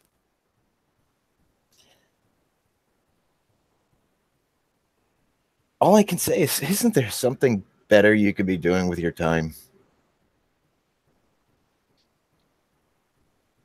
Yeah. They don't care about time. They only care about money. And for people at disadvantage are low-hanging fruit. People willing to spend everything they have for a last hope. Well, Quacks like this are just like, it's amazing we don't have laws against shit like that. Why humanity can't get together and decide what things like this are bad for all of us in general? In a way there is. You could stretch practicing medicine without a license. You could. There is a place somewhere in the nearby Buffalo suburbs that had been there for years. I don't know if it still is, but it was someone who was doing psychic readings. I don't remember if it was tarot, astrology, whatever the hell it was, but on the sign on the front lawn, it did actually say, for entertainment only. And that's the caveat. That's the catch-all. That's the, I'm just doing this because this is fun and you shouldn't take medical advice from a podcast or whatever the hell it is. But people don't pay attention to that. They just see what they want. They want to believe in magic. That disclaimer is a recent it's bullshit. Happening. But the disclaimer it's only recent. Like before the 1980s, people would freely that disclaimer didn't exist until the late 1980s. Yeah, when people started saying, "Look, you got all this money from me. I've got it documented. You promised me this, and I'm now going to sue you because this is fraud," and rightly so. But if you've got that little disclaimer, you can't be sued for fraud because you came into this knowing that this was just for fun, which was all well and good up until Ms. Cleo, who, to be fair, she was an actress and it was a brand, so whatever. That's the problem, though, isn't it? People want to believe in magic. They want to believe in the miracle. Well, and not only that, but in this country, religious freedom is so tantamount to everything else that parents who refuse to treat their children for things that can be taken care of with medicine are let off the hook when their child dies. And as I've said before, when you're down, like really down, when your life basically is collapsing in on you because of you don't have a job or you can't afford a certain kind of medical treatment. And I've even talked to other people about this. You can't afford the real thing, but then someone offers you that tiny little sliver of hope. False as it is, fake as it is, you're still going to jump for it because it's... What have you got to lose? Exactly. I fell into that trap years ago. I still have the books that while I was moving, I looked, should I trash these? No, because one of these days I actually do want to read them so that I can have a good laugh. But at the time, those were the books that were going to pull me out of wherever I was and save me. And it's the same thing with, why people go looking for these miracle cures, because they want, they think there's got to be a better way, a less expensive way. The doctor we had on a few weeks ago, the psychologist, damn it, I can't remember his name. Richard Schloss. Thank you. I'm sorry, Doctor. If you ever hear this later, I'm sorry. The first name that was coming to my mind was Dr. Vinny Gombatz. Sorry. I don't want to know. Rodney Dangerfield. Yeah. At any rate, it was like what he said. People's insurance won't cover it. The money just isn't there. So then you go to the pseudoscience stuff because it's cheaper and it claims to offer the same thing. It's there's a market for this crap because of the money. And unfortunately, until you get a decent healthcare system, and even up here, I had to, there was stuff that I had to pay for that I would have died otherwise, or would have been stuck in hospital for another 3 months until I'd been cured.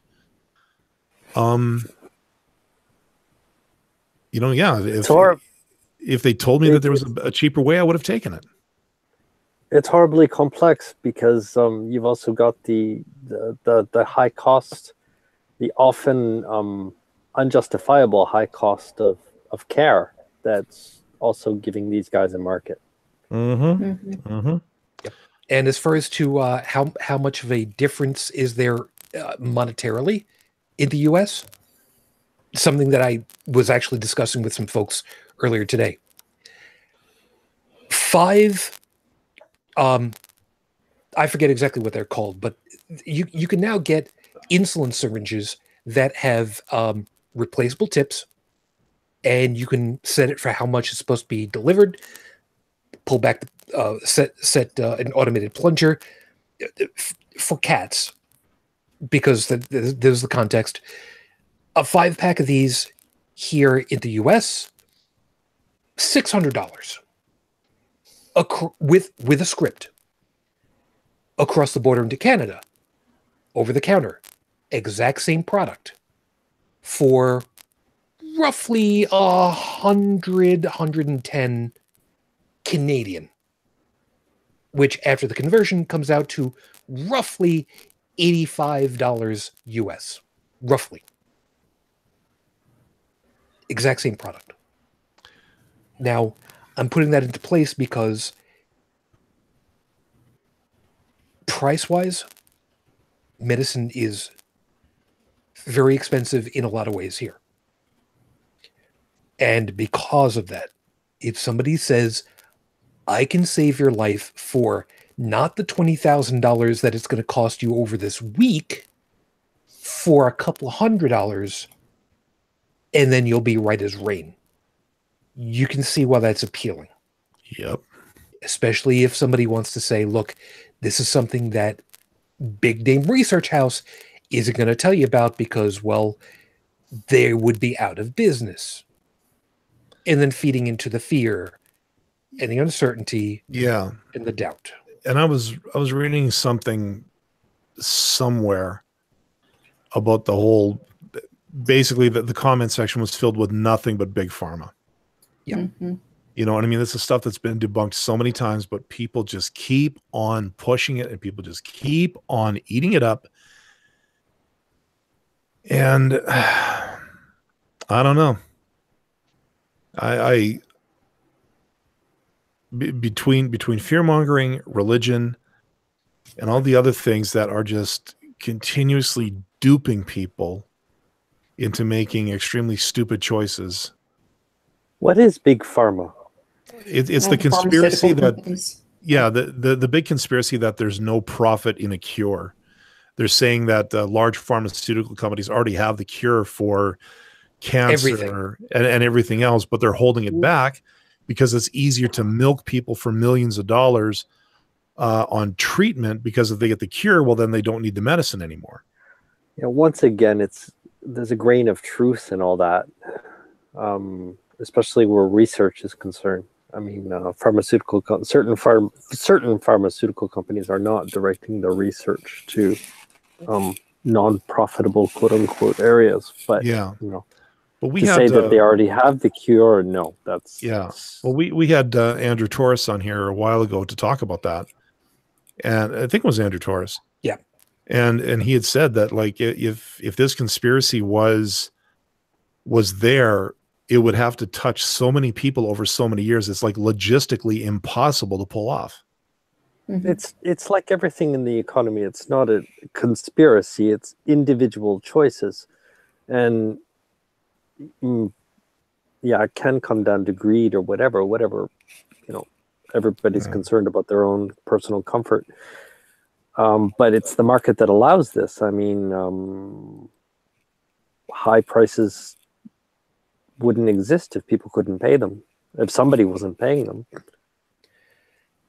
Yeah, they're charging what the market will bear. And as long as you have very wealthy people that can pay whatever amount of money, there's no incentive to lower the prices.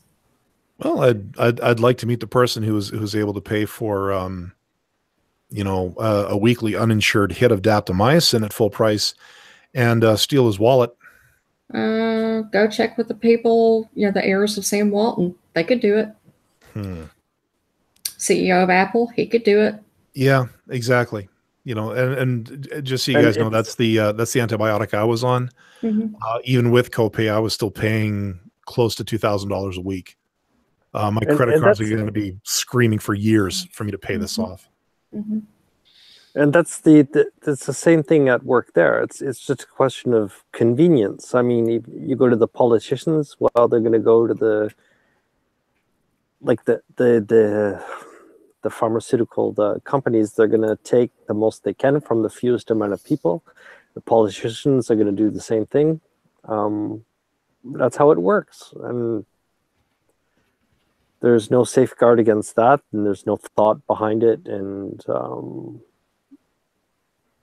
yeah, it's a stage that people are taking advantage of a situation. Well, and it doesn't help that we have one person running for governor, I forget which state, who is saying or said on Facebook that people should not have to pay for other people in society that are elderly and can't support themselves and things like that, that they ought to be left to die. And then he came back and said, well, that's not really what I meant, but we shouldn't have to support them either. Yeah, there's a whole different thing, and that's definitely going to be a topic for another show. But for right now, we're getting pretty close on closing out. Dallin and Bridget, I've had a lot more time with you than I have with either of the Joes. So, Sorry, Joe. No, that's as I kind of as I expected. I was expecting I was going to be jumping over for you especially. So, Joseph, before we go ahead and close up shop, was there anything that you wanted to specifically drop in that, last item before we get ahead and close up? Even after 2 years, I'm still not sure who's Joe and who's Joseph. You're and Joseph. Are we becoming the new Heckle and Jekyll?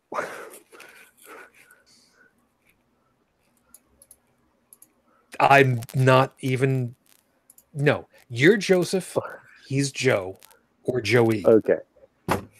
All right. I hated being called Joey when I was a kid. No, nothing really to close with. Yeah.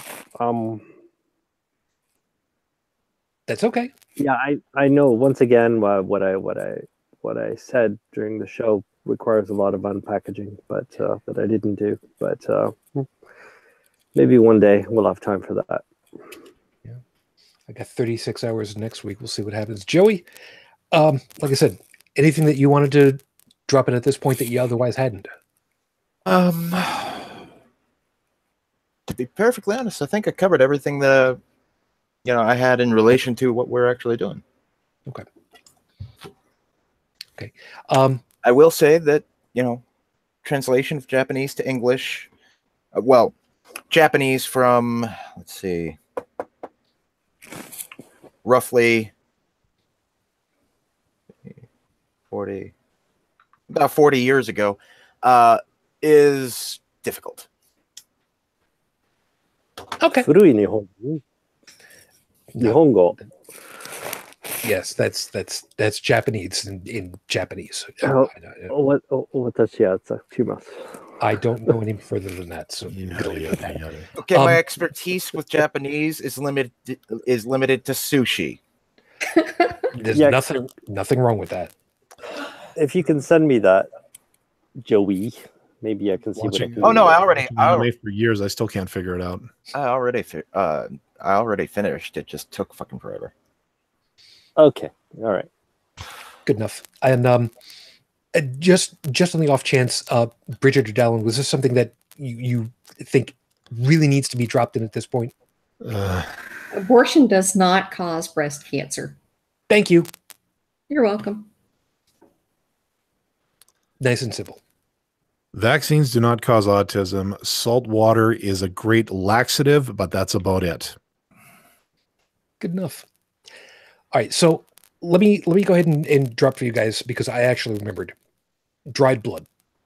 Now, this unfortunately it doesn't exactly completely tie in for the topic, but you can see where it could have, because there are certain groups who are squeamish about blood. But here's the thing, and this is one of those things that Bridget might remember I've mentioned about before, but be that as it may.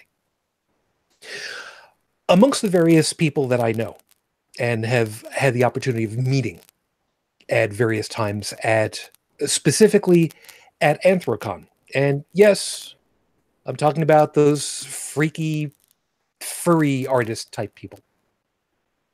There is one artist that I know, brilliant person, and I can say that without a doubt. Got the opportunity of talking with him, chatting him up, having a good time, but got to find out a little bit more about what he does outside of drawing art and such, and having a wicked sense of humor. He works in biotech. He and his crew, years ago at this point, I forget how long it's been, it's got to be easy 5 years now, did what was otherwise considered an impossibility. They were able to make I don't know how dried, but dried platelets. Now, really quickly, only because, Bridget, only because I think that you would know best, platelets can be spun out of blood, typically would have a refrigerated shelf life of roughly how long? Roughly. Offhand, I don't know. Okay. I never worked in phlebotomy. I don't know. That's not a bad word, people. Look it up. It's pH. Anyway. I could Google it. That'd be cool. But basically, they were working on an idea of freeze-dried platelets, which would have effectively a shelf life of who only knows, where you could actually keep it unrefrigerated on the medical person's body, in a backpack, in a pouch, doesn't matter. And when you would need it, you would simply flood it into the fluids going into the body and just push it hard, and they'd just be ready to go. Why is this a big deal? Well, if you have somebody who is in the military, as Joe would know, who is suddenly well ventilated, shall we say, and Bridget found it, 42 days refrigerated in a liquid state. If you had stuff that was just ready to go at a moment's notice and could be pushed into an otherwise dying military person's body, you would have a far better way of saving them. They tested this out on animals, dogs, and it was a remarkable ability to save animals 5 times the survival rate, where otherwise they could have bled out in an emergency situation. In a human body, that translates to people who come home. Maybe hurt, but they come home.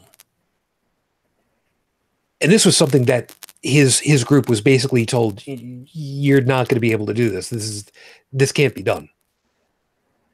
They did it. They did the impossible because they studied and they learned, and they were not set back by somebody who poo-pooed the idea for whatever reason. And their reasoning was based on decent scientific knowledge, but not complete. And they found a way to do it. When you're dealing with superstition, you can just make people die because you refuse to listen to new facts and new experimentation and new learning. You don't end up chopping off somebody's leg or lancing open their head. You save lives. It's all a matter of tossing superstition and paying attention to one of the greatest innovations humanity has ever known. The printed word. Documentation. And learning from it.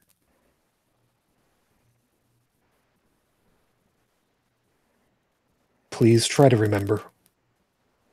That's how we're able to live. That's how we're able to treat. And most importantly, that's how we're able to have families not be ripped apart by treatable diseases. As always, everybody, thank you very much for being with us again for this show. We hope that you found something worthwhile, all of our perspectives, and found something to really think about. There's something that came up over in the live chat with everybody, and yeah, this is one of those times I'm going to agree with what was basically said. where people were basically like, wow, we're done. This went by really fast. And yeah, that means that we had a lot of fun and we were really engaged in what we were doing. So thank you all for being with us tonight. As always, I want to thank everybody for being with the panel tonight. I really do appreciate it. So Joseph, of course, as always, thank you for your time. You have yourself a good morning. And you too, sir. Had to find that mute button over there, did you? I seem to be on a delay. Since okay. a few weeks. Well, it's really hard to push all those electrons out across the floor of the ocean. You know, it's what happens. Yeah, it may have something to do with my computer too. I'm not sure. Yeah, let's go with that. It's getting tired. Can't say something, but you have yourself a good morning, man. You too. Okay. Take care. Joey, thank you very much for your time. You try to stay cool this morning and have a good sleep, huh? Actually, I passed out late in the afternoon and didn't wake up till just before the show. So, I don't know. Okay, well, one way or the other, try to have a good Sunday. Nah. Can't guarantee that. Don't expect a guarantee. I just expect a thank you for the sentiment. You could at least be that much, you bastard. Fine. You get what you pay for. Yeah, about that. Yeah, I'll deal with that later. Bridget, thank you for your time. You have yourself a good morning. Thank you. And I'm sorry if I talked too much, but that makes up for all the times when I have nothing to contribute. No, I when we're dealing with medical stuff, you know full well, I'm going to be hitting you up as much as I possibly can. Partly because it's fun to have you go, I don't know that. Yeah. So anyway, if you want to go check out my musings on my blog that I haven't updated in way too long, and I need to do that, you can find it at bridgetfitch2112.wordpress.com, or you can find me on Facebook as Bridget Fitch. Appreciate it. And of course, Dallin, good to have you back. Glad you had yourself a great time. Yeah, it was fun. I learned a lot. I actually did get a bit of an education on a few things, which was great. As for myself, of course, the much maligned and in dire need of being caught up audio podcast version of this show over at holycrapthevlogcast.com. I'll be working on getting that caught up this weekend. I know she's a few episodes down. And like Bridget, I do also my own blog, which I have not touched in a long time. The last time I did, I was 3 sheets to the wind, and what I had typed was so filled of senseless anger and random grammar problems that I just ended up deleting it. It's pretty bad. I was so drunk. I just had this big head of steam. I started typing, rah, rah, rah. I'm tired. I got up the next morning, looked at it like, what the hell was I drinking? Of course, and I remembered, of course, the bottle was sitting right here, but yeah, I need to be a little more tactful in that respect for that. But yeah, for those kind of musings, you can catch me over at inthewind.yo5.ca. And yeah, I wouldn't ramble too much tonight again. No, trust me. If anybody was, I would find a way of telling you, because you know wherever it is on your screen, whatever. It's over there. Yeah. Or he would just mute our asses. I could, but I wouldn't do that. Actually, no, I would, but it's very rare. Yeah, we have our own little text messaging system that we can do while we're doing the thing. So if there's something, yeah, we can make sure that everything works. Anyway, of course, if you would like to check up on Heretic Woman, she should be running her show Monday, I think. I don't know for certain, but if you want to find out about that, that is over at beyondthetrailerpark.com. You can find that over on Facebook as well at AOABTTP. I don't know why she did it that way. I know exactly why she did it, whatever the hell. And you can, of course, find her other show, Full Coronic, at fullcoronic.com. Also on Twitter and Patreon and all that happy horseshit. All the links you need are over in the show notes anyway, so don't worry about it. If you would like any of our social links and email contacts and all that, that of course over at holycrapthevlogcast.com, and the voicemail line for that is 859-HCTV-554, 859-4288-554. I don't mention it often enough, but of course, yes, we do have a thing over on Patreon if you'd like to drop a couple of dollars, patreon.com/HCTV. I will not be here next week. I don't know who is or is not going to be running the show. We will give you a little bit more information a little further on the week. Dallin does have the information, or should still have the information, on how to run the show, as should Heretic Woman. But worst comes to worst, we'll see what happens. We'll talk. Fair enough. As I mentioned, I will be running a 36-hour radio stream marathon next weekend. It technically is 36 hours for the fundraiser. I will effectively be running 40 hours of radio streaming time. I will have the word out over on the website, out through Twitter, and various other ways, so that if anybody would like to help and be part of the fundraising team for the Roswell Park Cancer Institute, I will be more than happy to add your money and your funds to the team.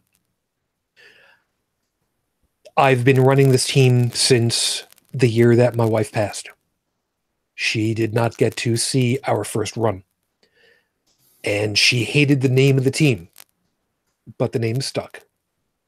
So if you would like to be part of that, that will be for rideforroswell.org, and the name of the team is End of Cycle for Sarcoma, because I wanted to do a play on the bicycle and sarcoma, which is the type of cancer. It just worked. If you'd like to help out, we'd appreciate it. If you'd like to be a virtual rider especially, very much appreciate that even more. You don't have to come out to Buffalo. You don't have to go out on a bike yourself. You just kind of become part of the team. And I would very much love for that to be the case. I'll have you guys much more information about it as time goes on.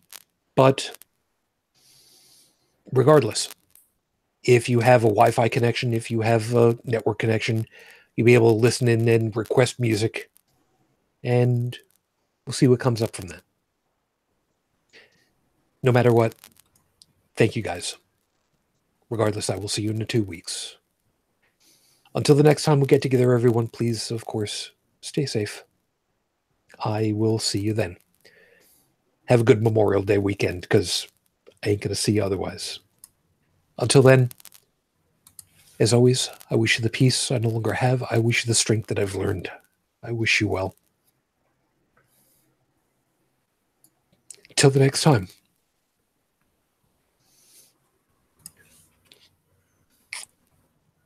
Matinee Virgin. 13 years I am still in love, and yes, I will be bringing dinner to the nurse's station as always. I love you. I miss you. You dream of me. Till the next time we get together, everybody. Good night.